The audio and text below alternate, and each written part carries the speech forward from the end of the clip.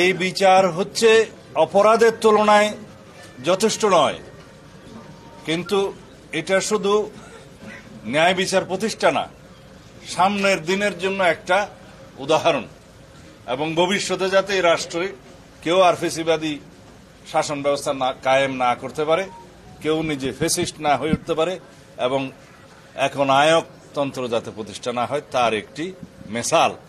এটা ভবিষ্যতের জন্য একটা শিক্ষা, শুধু অতীতের জন্য বিচার নয়, এটা আমাদের মনে রাখতে হবে। আজকের এই আদালতের রায়ের মধ্য দিয়ে কয়েকটি জিনিস প্রমাণিত।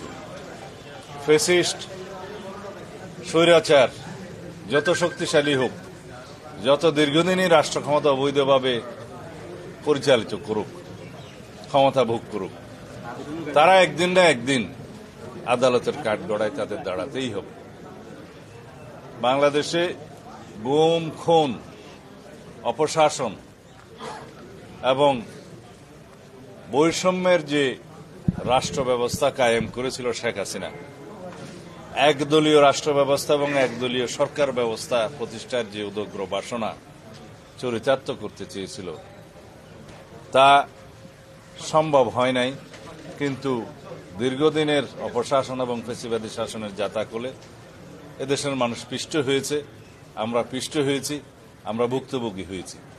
এই দেশের উন্নয়ন অগ্রগতি বহু বছর পিছিয়ে গিয়েছে। আমরা আর পিছনের দিকে তাকাতে চাই না। দেশে ন্যায় বিচার প্রতিষ্ঠা হবে সর্বক্ষেত্রে, আইনের শাসন প্রতিষ্ঠা হবে সর্বক্ষেত্রে, এবং এর মধ্য দিয়েই আগামী দিনে একটি শক্তিশালী গণতান্ত্রিক রাষ্ট্র বিনির্মাণ হবে। এটাই হবে আগামীর বাংলাদেশ, এবং আমরা অবশ্যই সেই বাংলাদেশ প্রতিষ্ঠার জন্য প্রতিশ্রুতিবদ্ধ, অঙ্গীকারাবদ্ধ। আমরা সংস্কারের মধ্য দিয়ে যাব, বাংলাদেশে আইনের শাসন প্রতিষ্ঠা করব, রাষ্ট্রে একটা ভারসাম্যমূলক রাষ্ট্র ব্যবস্থা এবং সরকার ব্যবস্থা প্রতিষ্ঠা করব ইনশাআল্লাহ।